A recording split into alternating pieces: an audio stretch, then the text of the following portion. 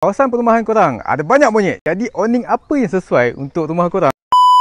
Kadang-kadang bila kawasan perumahan tu dia berada dekat luar bandar. Contohnya mungkin bersebelahan dengan hutan, mungkin dekat kaki bukit. Jadi akan ada tetamu-tetamu yang tak diundang yang dipanggil monyet ni akan datang serang rumah korang. Diorang ni pula jenis yang tak bermoral. Datang lompat-lompat atas bumbung kan. Jadi kalau korang memang ada perancangan nak pasang awning, korang pun jadi risau. Bukan apa, takut roboh kan. Jadi sebenarnya korang tak perlu risau pasal hal monyet ni. Sebab apa? Okey, dari segi structure memang tak ada masalah dengan high-wall macam ni. Kalau korang pasang awning yang ada tiang, jadi memang tak ada apa-apa masalah. Ia akan jadi sangat-sangat kukuh.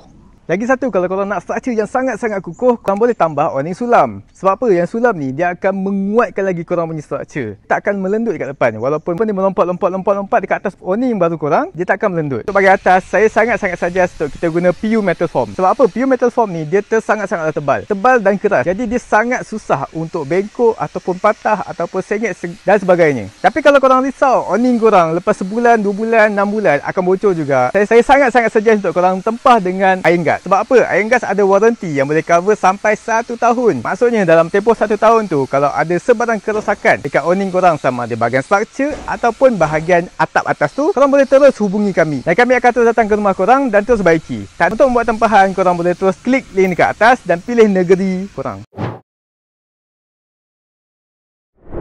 Explosions. Iron Guard.